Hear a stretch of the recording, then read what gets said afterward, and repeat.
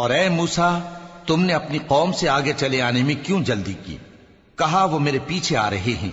اور اے میرے پروردگار، میں نے تیری طرف آنے کی جلدی اس لیے کی کہ تو خوش ہو جائے۔ فرمایا کہ ہم نے تمہاری قوم کو تمہارے بعد آزمائش میں ڈال دیا ہے، اور سامری نے ان کو بہکا دیا ہے۔ اور موسیٰ غصے اور غم کی حالت میں اپنی قوم کے پاس واپس آئے اور کہنے لگے کہ اے قوم، کیا تمہارے پروردگار نے تم سے اچھا وعدہ نہیں کیا تھا؟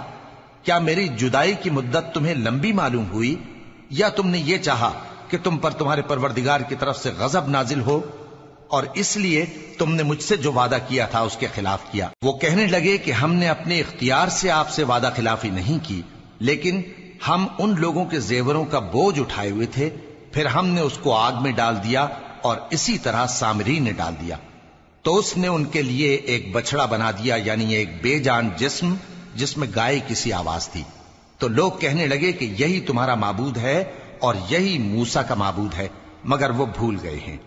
تو کیا یہ لوگ نہیں دیکھتے کہ وہ ان کی کسی بات کا جواب نہیں دیتا، اور نہ ان کے نقصان اور نفع کا کچھ اختیار رکھتا ہے؟ اور ہارون نے ان سے پہلے ہی کہہ دیا تھا کہ لوگوں، اس کے ذریعے تمہیں فتنے میں ڈال دیا گیا ہے، اور تمہارا پروردگار تو رحمان ہی ہے، تو میری پیروی کرو اور میرا کہا مانو۔ وہ کہنے لگے کہ جب تک موسیٰ ہمارے پاس واپس نہ آئیں، ہم تو اس کی پوجا پر قائم رہیں گے۔ پھر موسیٰ نے ہارون سے کہا کہ اے ہارون، جب تم نے ان کو دیکھا تھا کہ گمراہ ہو گئے ہیں تو تم کو کس چیز نے روکا تھا؟ یعنی اس بات سے کہ تم میرے پیچھے چلے آؤ، بھلا تم نے میرے حکم کے خلاف کیوں کیا؟